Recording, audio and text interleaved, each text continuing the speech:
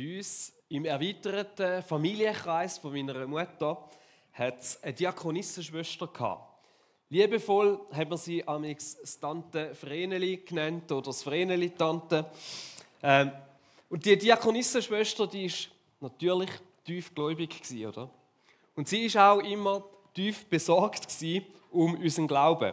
Und wenn wir bei ihr auf Besuch gegangen sind, dann habe ich als Jugendlicher immer gut schauen, dass ich ja alle Ohrenringli und kein Metalband-T-Shirt anhabe, wo irgendwie einfach an sonst nichts anhabe, wo ihr irgendwie könnte ihre Besorgnis erregen, dass ich vielleicht nicht mehr ganz auf dem richtigen Weg wäre.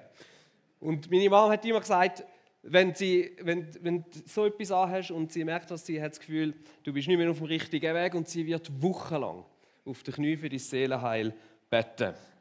Ihre grösste Angst war, dass wir irgendwie vom Glauben abfallen können. Und darum haben wir immer versucht, uns ihr möglichst Ja Grund zu geben, dass sie das auf irgendeine Art und Weise könnte denken. Hat jemand von euch auch so eine Vreneli-Tante in der Familie gehabt? Oder ist das bei uns unique gewesen? I don't know, vielleicht. Genau. Aber vielleicht kann es sein, dass es dir in Bezug auf diese Serie manchmal auch fast ein bisschen so geht. Wir beschäftigen uns ja mit dem Thema, was, wenn uns der Glaube auch mal schwerfällt. Und ob dich das jetzt vielleicht selber betrifft oder vielleicht Personen in deinem Umfeld, aber wenn jemand Fragen und Zweifel hat, dann kannst du das schon noch ganz heftig durchschütteln. Weil mit dem ist ja automatisch oft die Angst ein bisschen verbunden, dass es könnte zu einem totalen Glaubensverlust führen, schlussendlich. Und oft bleibt es dann eben vielleicht nicht nur bei dem, oder ist die Angst daran, dass das vielleicht dann sogar auch zum Verlust von liebgewonnenen Freundschaften führen könnte, von einem sozialen Umfeld, wo man sich wohlfühlt, von Familie oder vielleicht auch einfach der Art und Weise, wie wir die Welt anschauen und plötzlich nicht mehr wissen, wie wir uns orientieren können und vielleicht sogar auch irgendwo Sinn für unser Leben könnten verlieren. Und das kann viel auslösen, wie vielleicht bei meinem Tante Vreneli. Und darum ist es aber eben auch oft für uns nicht ganz einfach, einen offenen und ehrlichen Umgang damit zu finden. Und darum gibt es immer wieder an Menschen, die versuchen, eigene Fragen und Zweifel möglichst zu verdrängen und auf die Seite zu tun.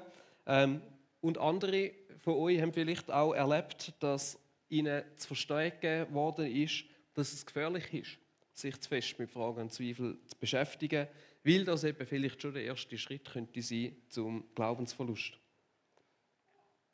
Und ich glaube, wichtig ist in dem Sinne, dass wir uns bewusst machen müssen. Glaube ist immer etwas, das sich entwickelt und verändert. Der Glaube ist ein Abenteuer. Unser letztes Jahresthema war Abenteuer des Glaubens.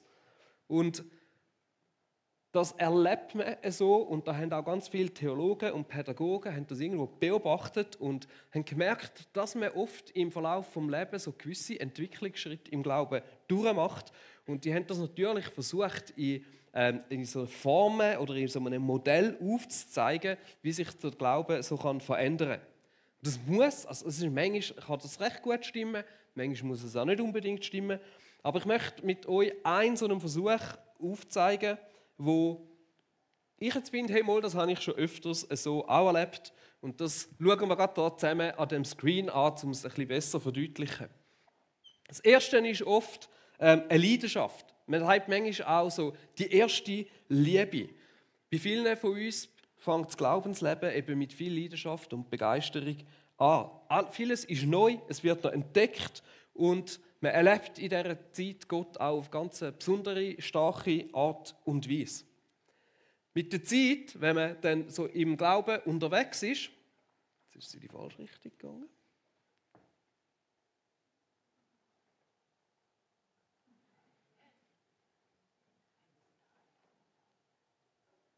Noch geht's.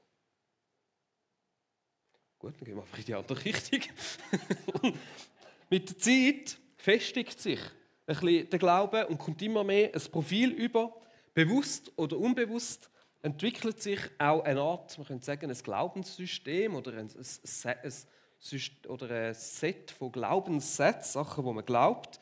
In der Fachsprache will man sagen, es ist eine Theologie, die sich irgendwo verfestigt und alles das Leben macht irgendwo Sinn mit dem Ganzen. Dann, und das ist ein bisschen der Ort, wo wir in dieser Serie ansetzen, kann es eben irgendwann sein, dass man erlebt, dass das, was man glaubt, die Überzeugungen, die man hat über den Glauben, dass das irgendwo anfängt, ein bisschen Riss zu bekommen, dass die Realität dieser Glaubensüberzeugungen irgendwo anfängt auch zu widersprechen. Das kann sein, zum Beispiel durch Gebet, die nicht erhört werden. Es kann sein, dass man findet, hey, aber da hat es doch irgendwo Widersprüche in der Bibel, irgendwie geht das für mich nicht ganz auf. Das sind oft aber auch erlebte Enttäuschungen, platzte Lebensträume oder vielleicht sogar auch einfach Brüche in der eigenen Biografie, wo das Leben nicht so gelaufen ist, wie man sich das vorgestellt hat oder wie es hätte eigentlich sollen. Vielleicht sogar selber verschuldet, vielleicht manchmal auch nicht. Oder es passiert oft auch durch schlechte Erfahrungen, die man mit Kirchen oder mit anderen Christen macht. Aber man kommt an so einen Ort an, wo man ein bisschen ernüchtert ist, enttäuscht ist und wo sich anfängt, so eine gewisse Skepsis breit zu machen. Letzten Sonntag haben wir gehört, wie man das nennt, so die Spannung, die dem aufkommt, nennt das eine kognitive Dissonanz. Und aus dem heraus kann sich tatsächlich auch recht eine Glaubenskrise entwickeln. Das ist nicht einfach. Ich hoffe, das macht für euch bis jetzt einigermaßen Sinn. Findet ihr euch vielleicht auch irgendwo ein bisschen wieder drin? Jetzt an dieser Stelle gibt es verschiedenste Möglichkeiten, wie es weitergehen kann.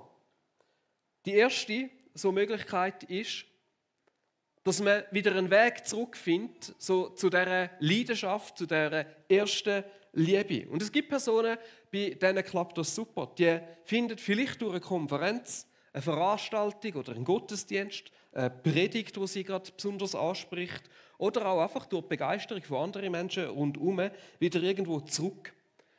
Manchmal passiert das auch, indem man sich vertieft mit gewissen Themen auseinandersetzt und merkt, so, dass die Zweifel, die man vielleicht hatte, gar nicht unbedingt so begründet sind und kommt eine neue Zuversicht und eben wieder mit dem auch eine neue Sicherheit und eine neue Leidenschaft für den Glauben über.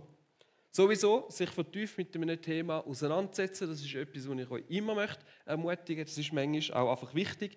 Ich weiß aber auch, dass das nicht unbedingt etwas ist, was allen gleich liegt.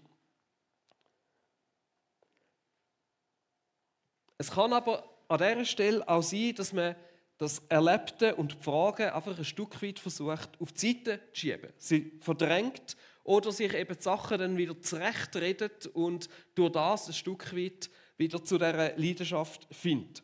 Und für mich gehört da manchmal auch dazu, wenn man sich plötzlich an einer einseitigen Lehre zuwendet, wo einen vermeintlichen Weg aufzeigt, wie die Spannung eben vielleicht, die man vorher hatte, nicht mehr aufkommen sollte. Nur das Problem ist, wenn es in diese Richtung geht, dann ist es oft so, dass das nicht längerfristig die Spannung auflöst und dass man früher oder später wieder irgendwo da landet. Und da kann es dann auch in eine Richtung weitergehen, dass man irgendwo in einem Zynismus schlussendlich oder in einer Bitterkeit landet. Wenn man zu oft immer wieder so Ernüchterungen, Enttäuschungen, Skepsis erlebt hat, wo man irgendwie nicht richtig auflösen konnte, dann kann man an einen Punkt kommen, wo man zynisch wird gegenüber dem Glauben, zynisch wird vielleicht gegenüber anderen Christen und im schlimmsten Fall eben vielleicht an einen Punkt kommt, wo man sagt, so kann und will ich nicht mehr glauben. Aber Gott sei Dank, es gibt nochmal eine Option mehr. Und wir können es auch anders sehen, oder? Ein bisschen in dieser Serie, ein veränderter Glaube. Eine Möglichkeit ist, dass sich der Glaube anfängt, irgendwo auch zu verändern. Und das bedingt aber, dass man in der Beziehung mit Gott bleibt, dass man irgendwie dran bleibt, sich damit auseinandersetzt und dann aber vielleicht am Schluss zu einem Punkt kommt, wo man sagt, hey, gewisse Überzeugungen sind gar nicht so schwarz-weiß, wie ich das vorher gemeint habe, und merkt, dass man einige Sachen vielleicht auch anders anschauen kann und dass so veränderte Glaubenssätze können Wahrheiten werden, wo man merkt, hey, da habe ich vielleicht anders angeschaut und merke, das stimmt genauso oder vielleicht sogar stimmt das eigentlich viel mehr als das, was ich vorher geglaubt habe. Ob jetzt zurück zu dieser ersten Leidenschaft wieder oder ein veränderter Glaube, Beides sind Möglichkeiten, die richtig gut sein können oder die oft sogar vielleicht das Richtige sind. Beide Möglichkeiten können auch Schlagseiten haben. Wenn man da anfängt, Sachen zu verdrängen und sich eher das wieder einredet und es eben vielleicht nicht Hand und Füße hat. Aber auch da kann es sehr wohl ein wichtiger und ein richtiger Schritt sein. Zum Beispiel, wenn sich mein Gottesbild von einem wütenden, strafenden Gott anfängt zu verändern, zu dem von einem liebenden Vater, dann ist das eine wichtige und eine gesunde Veränderung. Und dann ist das sehr eine richtige und dann ist es nicht einfach so, dass man sich den Glauben passend gemacht hat. Aber das ist sicher die Kehrseite, die natürlich da irgendwo besteht, dass man dort irgendwo auch ein bisschen schauen muss, was kann denn wirklich irgendwo noch Sinn machen und wo mache ich es mir jetzt einfach irgendwie passend. Aus dem heraus kann aber am Schluss wieder eine neue Leidenschaft entstehen. Und dann haben wir so einen Prozess durchgemacht, wo wir an einem neuen Ort angekommen sind, wo wir wieder mit voller Überzeugung glauben können. Wie wir im ersten Teil dieser Serie bereits gesagt haben, ist es so, dass die Herausforderungen in unserem Glauben oft sehr ein grosses Wachstumspotenzial drin haben. Im Epheser 4,13 sagt Paulus, dass das Ziel von unserem Glauben ist, dass wir zu reifen und mündigen Christen werden. Epheser 4, 13 bis 14. Wir sollen zu mündigen Christen heranreifen, zu einer Gemeinde, die ihn in seiner ganzen Fülle widerspiegelt. Dann sind wir nicht länger wie unmündige Kinder, die sich von jeder beliebigen Lehrmeinung aus der Bahn werfen lassen und die leicht auf geschickte Täuschungsmanöver hinterlistiger Menschen hereinfallen. Das Ziel ist, dass wir so einen reifen, mündigen Glauben haben. Einen Glauben, der auch verhebt, auch dann, wenn es eben mal ein bisschen stürmt. Und für das ist es vielleicht auch gut, wenn wir immer wieder mal anschauen und Sachen überprüfen. Jetzt die Frage ist natürlich, wie kommt man zu so einem mündigen Glauben, der sich nicht so leicht aus der Bahn werfen lässt. In der heutigen Zeit macht es oft so den Anschein, dass eigentlich der primäre Weg zu dem einfach ist, indem man sich mehr Wissen über den Glauben aneignet. Es gibt eine Vielzahl von Predigten, Büchern, Konferenzen, Podcasts, die für jeden von uns zugänglich sind. Da findet jeder irgendetwas, wo ihm passt. Und selbstverständlich ist das eine sehr gute Art und Weise, wo man mehr über den Glauben erfahren kann. Und ich persönlich, ich liebe es, oder? So Zusammenhänge zu erforschen und so einen Moment haben, wo mir plötzlich irgendwie etwas aufgeht und ich etwas erkenne, was ich vorher noch nicht so gesehen habe. Das stärkt meinen Glauben. Und da fühle ich mich Gott irgendwo nah. Aber es kann auch sein, dass das bei dir etwas ganz anderes ist. Aber ich glaube, es gibt eine Sache, die besonders wichtig ist und wo der Glaube eben am meisten wächst. Und das ist dort, wo er eben auch mal geprüft wird. Und auf das wird in der Bibel an verschiedensten Orten hingewiesen, zum Beispiel im Jakobus 1, was heißt: Liebe Brüder und Schwestern, betrachtet es als einen besonderen Grund zur Freude, wenn euer Glaube immer wieder hart auf die Probe gestellt wird. Ihr wisst doch, dass er durch solche Bewährungsproben fest und unerschütterlich wird. Diese Standhaftigkeit soll in eurem ganzen Leben ihre Wirkung entfalten, damit ihr in jeder Beziehung zu reifen und tadellosen Christen werdet, denen es an nichts mehr fehlt. Jetzt das Wort Probe, oder es ist manchmal auch mit Prüfung oder Versuchung übersetzt, das löst ein bisschen etwas aus in uns. Oder? Da haben wir manchmal das Gefühl, das tönt ja jetzt fast so, als wenn Gott da käme und uns extra eine Falle würde stellen, um zu schauen, ob wir reingehen oder nicht. Und ich kann es ein bisschen verstehen, oder? Aber eigentlich, wenn man anschaut, um was es effektiv geht, auch wenn man in den ursprünglichen Wortbedeutungen nachgeht, dann hat das eben vielleicht nicht die gleiche Konnotation, wie das bei uns jetzt im Deutschen hat. Aber das Ziel von einer Probe oder eben von einem Test oder von einer Prüfung ist schlussendlich zu testen, ob etwas stimmt und ob etwas verhebt. Das ist eigentlich das, wo es darum geht. Stell dir mal vor, jemand baut eine Brücke, dein Kind baut eine Brücke. Und sie sieht wunderschön aus, aber sie sieht nicht so stabil aus. Oder du weißt nicht, dann braucht es eine Probe, bevor du mit etwas drüber gehst, das könnte kaputt gehen. Dann muss man das zuerst mal testen, ob das auch wirklich verhebt. Und in unserem Alltag, wir verlassen uns auf wenig, wo nicht irgendwo mal so einen Test durchgestanden hat, damit es auch hebt. Alle unsere Autos, die kleinsten Sachen, die man kaufen können, haben oft so Tests, die sie durchlaufen müssen, damit es sicher ist, damit es auch verhebt.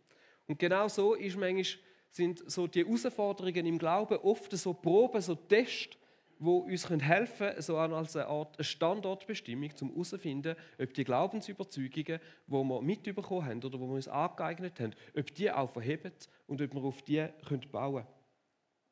Sie bringen heraus, was wirklich stabil ist und was nicht. Und das kann dazu führen, dass man merkt, da hat sich etwas eingeschlichen, das verhebt irgendwo nicht, wenn ich ein bisschen genauer anschaue. Das hat zwar vielleicht gut getönt oder schön ausgesehen, aber im Endeffekt verhebt es nicht. Und dass man bei gewissen Sachen irgendwo muss korrigieren und merken, das muss ich irgendwo nochmal überprüfen und nochmal dahinter und merkt, dass sich durch das vielleicht der Glaube ein bisschen verändert. Und der Prozess, der findet das Leben lang statt. Immer wieder, den hast du wahrscheinlich schon x-mal durchlaufen, automatisch, ohne dass du gemerkt hast, oder dass das vielleicht bewusst stattgefunden hat. Und manchmal gibt es, dass man sich ganz bewusst auf das einlassen muss. Und gerade in Situationen, wo man Zweifel hat und Fragen hat, ist es vielleicht auch so ein guter Moment, um auch nochmal schnell anzuschauen, ist denn das, was ich gemeint habe, dass es so müsste sein im Glauben, ist es wirklich so oder auch nicht? Und so liegt in diesen Herausforderungen oft eben ein grosses Wachstumspotenzial. Und wie wir aber gesehen haben, kann das manchmal dann auch in beide Richtungen kommen. Und ich glaube, die Gefahr ist, wenn man gerade vor allem in diesen Bereich hier anschauen, dass es eben auch kann zu Zynismus und Bitterkeit oder eben schlussendlich zu einem Glaubensverlust kommen. Aber es kann in die andere Richtung gehen und uns eben zu Reife, Milde und zu einem resilienteren Glauben führen. Und ich glaube, dass das eine der ganz grossen Lebensaufgaben ist, wo jeder von uns hat, den Weg irgendwo zu gehen und dort immer wieder anzuschauen. Und ich glaube, dass gerade besonders so, man sagt, in der Lebensmitte, vielleicht zwischen 35 und 50, dass das die Zeit ist, wo es besonders wichtig ist, einen konstruktiven Umgang mit Fragen und Zweifeln und Enttäuschungen zu finden, um zu so einem reifen und mündigen Glauben zu finden, weil die Alternative ist, dass man gerade in dieser Zeit eben sonst in einer Gefahr ist, dass Zynismus und Bitterkeit sich breit machen können. Wir müssen mit Gott manchmal ein bisschen ringen. Wir müssen mit ihm ehrlich sein. Wir müssen ihm gegenüber auch ausdrücken, wo dass wir enttäuscht sind, wo dass wir uns betrogen fühlen, wo dass wir das Gefühl haben, es müsste doch anders sein und nicht verstehen, warum etwas so gegangen ist, wie es ist. Und darum sage ich, gerade vielleicht in der Lebensmitte, weil mit 20 hast du vielleicht noch nicht ganz so viele Sachen erfahren oder Enttäuschungen durcherlebt, aber je älter das man wird, desto größer ist die Chance, dass man doch schon ein paar Enttäuschungen, ein paar schwierige Sachen erlebt hat, wo man irgendwo muss damit klarkommen und wo man eben vielleicht muss ehrlich können mit Gott darüber reden.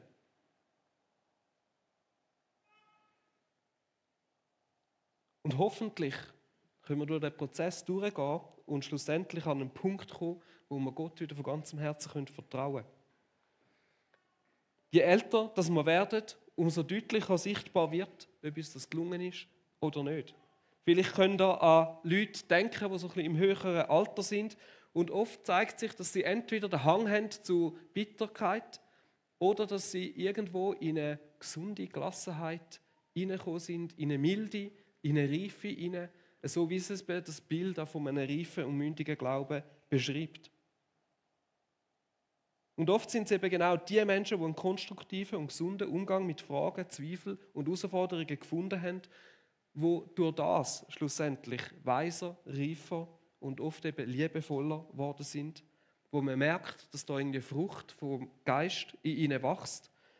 Und oft sind es die Menschen, die Enttäuschungen und unverarbeitet sich bei ihnen festgesetzt hat, wo sie nicht weitergekommen sind, wo sie vielleicht nicht ehrlich sind darüber, wo zunehmend zynischer und bitterer werden, wo sich so eine bittere Wurzel in ihnen anfängt breit zu machen. Die Aufgabe, die stellt sich jedem von uns. Vielleicht nicht gerade in dem Moment, wobei es fängt jetzt schon im Jetzt an, oder? Aber es zeigt sich eben leider manchmal, wie so vieles, erst viel, viel später. Wie sieht es in deinem Leben aus? Vielleicht ein guter Moment, um sich das mal zu überlegen, hey, gibt es Sachen, wo ich merke, hey, mal, da fängt sich an Bitterkeit, da fängt sich an Zynismus in meinem Leben breit zu machen. Und wäre es vielleicht dran, mal anzuschauen, was sind denn so die Sachen, die mich enttäuscht haben, wo ich nicht richtig verarbeiten konnte, die mir irgendwo noch wehtun. Und wie könnte ich die angehen? Ich möchte zum Schluss noch ein bisschen erzählen, wie denn so ein Glaube aussehen kann, wo durch so Krisen durchgegangen ist. Und ich erzähle da am einfachsten einfach von mir selber. Es ist nicht so, dass ich eine riesige Glaubenskrise irgendwo hatte, aber es hat immer wieder so Momente gegeben, wo so Krisen waren und wo mich im Laufe der Zeit geformt haben und zu einem Glauben geführt haben, heute, wo ich mit, kann sagen, so einer neuen Leidenschaft da bin. Vielleicht der erste Punkt, eine von diesen Lektionen, wo mich das Ringen auch mit Fragen und Zweifeln gelehrt hat, ist, dass ich, so viel ich auch kann oder will, wissen, dass ich den Gott nie ganz erfassen können. Mein Gottesbild ist und wird immer irgendwo begrenzt sein. Und ich musste feststellen, dass sehr vieles, was in meinem Gottesbild drin war, auch durch meine Lebensgeschichte, so wie ich aufgewachsen bin, prägt war. In der Theologie sagt man oft, Theologie ist Biografie. Und an dem ist oft sehr vieles dran. Vieles von unserer, wo wir über Gott glauben, ist sehr geprägt von unserer Biografie. Und vielleicht braucht es nur schon eben aus dem Grund, oft auch mit der Zeit, so eine gesunde Korrektur. Und ja, ich versuche viel über Gott zu wissen, aber je mehr ich über ihn weiß, desto mehr erkenne ich, wie unfassbar groß Gott ist und merke immer wieder, wie unvollständig das eigentlich ist, was ich bis jetzt alles über Gott gewusst habe. Der Pete Scazzero hat das, finde ich cool, auf den Punkt gebracht und mit einem Zitat vom Augustinus verknüpft. Gott ist immanent, das heißt, Gott ist ganz nah. Er ist jedem von uns. Er ist mir mega nah. Und trotzdem transzendent. Das heißt, er ist trotzdem auch so unbeschreiblich weit über uns und entfernt von uns, dass wir ihn trotzdem nicht so ganz richtig fassen können. Gott lässt sich erkennen und kann doch nicht völlig erkannt werden. Gott ist in uns und neben uns. Und zugleich ist er der ganz andere. Aus diesem Grund schrieb Augustinus, wenn du verstehst, dann ist es nicht Gott, den du verstehst. Das ist noch smart ausgedrückt.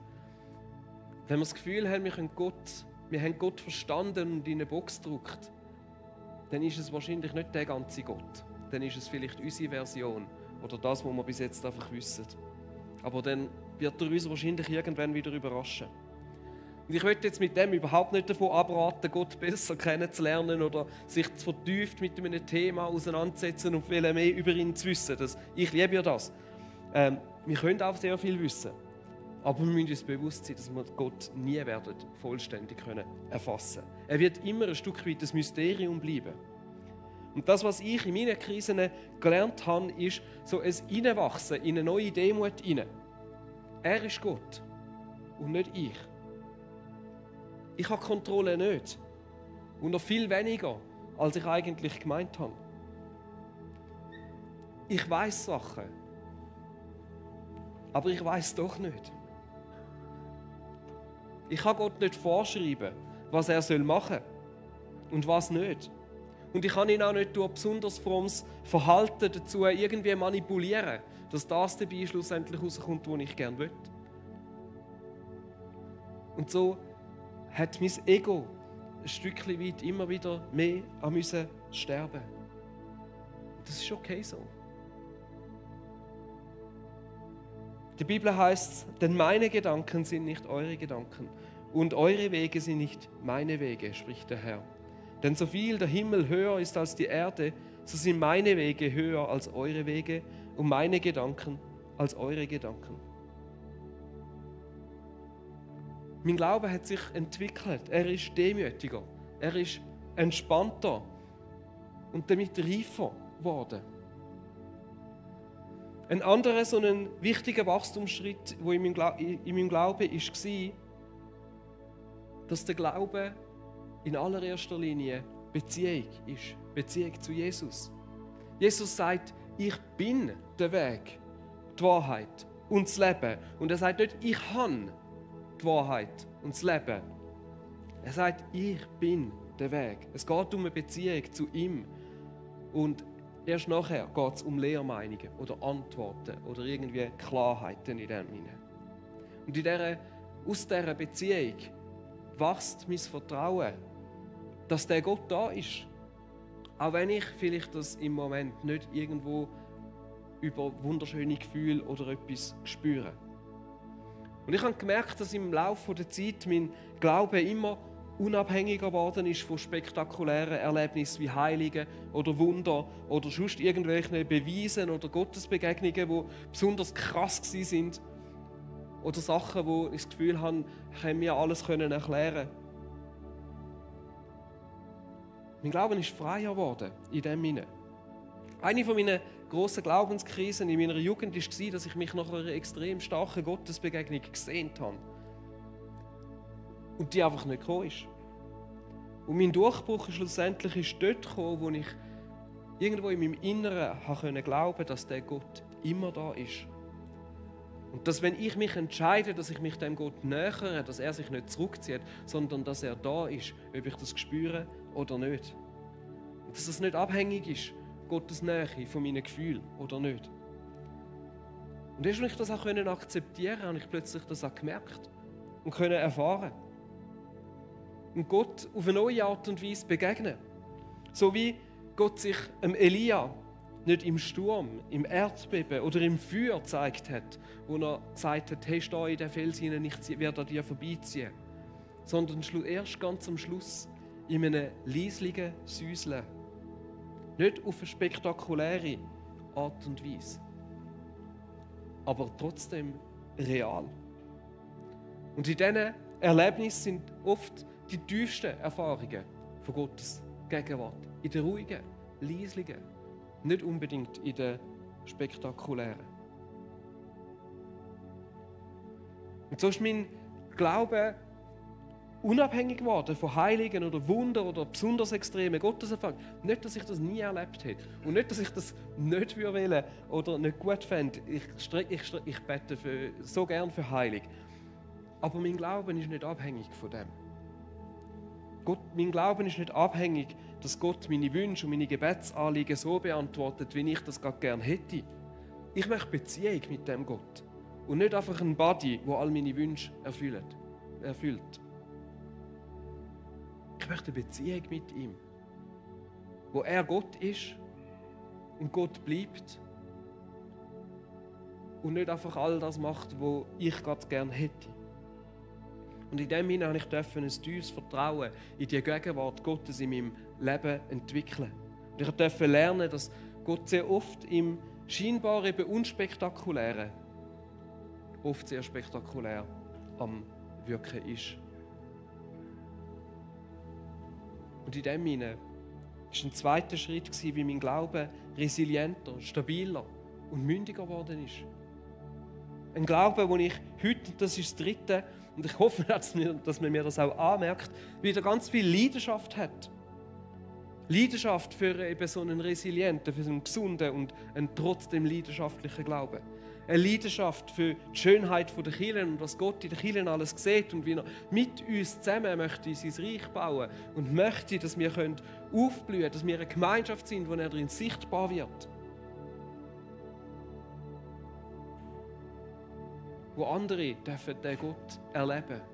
Auf verschiedenste Art und Weisen und wo muss Gott überlassen, wie er sich jemandem zeigt oder auch nicht.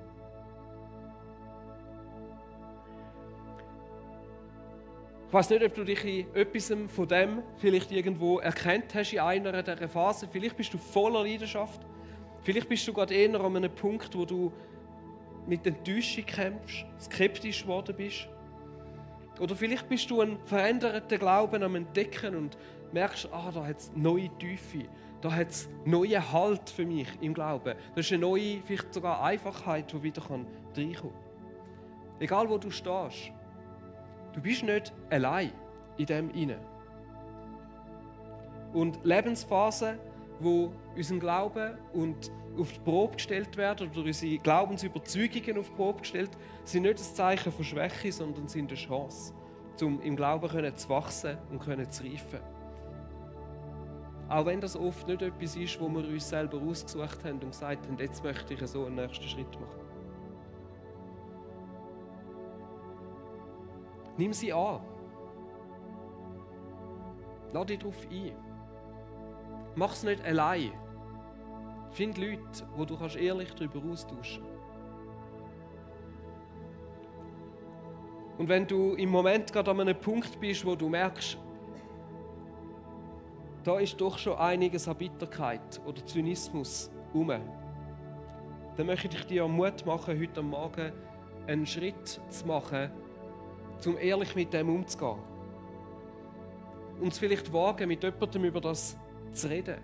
Teilen, was dich verletzt hat, was dich enttäuscht hat, was es dir so schwer macht, um aus dem raus wieder irgendwo rauszukommen. Und vielleicht dich getrauen, mit jemandem zu beten. Vielleicht sagst du, nein, Gebet kommt im Moment für mich nicht in Frage, dann ist das okay. Bleib dran an dem Gott. Zynismus, Bitterkeit hat oft auch mit dem zu tun, was man mit anderen Menschen oder vielleicht durch Kirche erlebt hat. Lass nicht deine Beziehung zu Gott oder das, was andere Menschen gemacht haben, kaputt gehen lassen. Mein Herz und das, was uns antreibt, an Steffi und mich als Pastoren von dieser Kirche, ist, dass wir als GVC Zürich Oberland ein Ort sein können, wo wir miteinander wachsen können und wo wir so einen mündigen und widerstandsfähigen Glauben fördern können. Und wo wir Verständnis füreinander zeigen, auch wenn wir vielleicht ab und zu an ganz unterschiedlichen Orten stehen. Wo Menschen voller Leidenschaft können eben Menschen sein, die sagen, hey, eigentlich mag ich das in dem Moment vielleicht sogar nicht einmal richtig sehen. Und wo wir Verständnis füreinander haben, wo wir einander aufbauen und stärken und miteinander ein Stück Weg gehen können und so dürfen aufblühen und dürfen wachsen im Glauben. Ich möchte noch beten zum Schluss und bitte euch zum Aufstehen.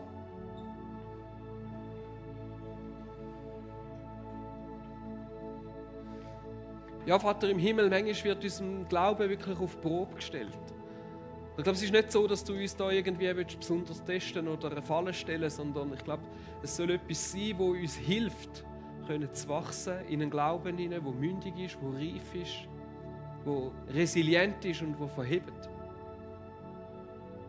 Und manchmal sind die Phasen so schwierig und manchmal sehen wir in diesen Phasen das Licht nicht. Und Vater im Himmel, ich bete, dass wir in diesen Phasen mit dir dranbleiben.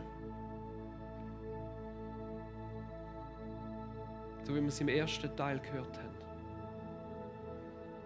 Dass wir mit unseren Fragen und Zweifeln einen gesunden Umgang finden.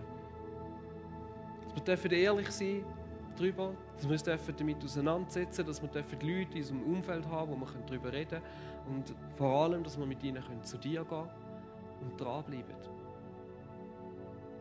Vater im Himmel, ich bete, dass wir Gottesbilder vielleicht auch loslassen, die uns hindern, es schwer machen. Aber dass wir vielleicht auch wieder zurückfinden zu dieser ersten Begeisterung und Leidenschaft, die wir hatten. Oder vielleicht auch einfach hineinfinden in andere. Du siehst, wo jede Einzelperson steht. Und Heiliger Geist, ich bete, dass du uns nahe bist. Uns zeigst, was der nächste Schritt für jeden Einzelnen sein darf. Und so bete ich, dass jeder für sich irgendwo noch mal überlegen und Klarheit darüber bekommen, was für ihn vielleicht ein nächster Schritt kann sein. Auf dem Abenteuer vom Glauben, in dem Unterwegssein mit dir, wie wir es dieses Jahr bezeichnet.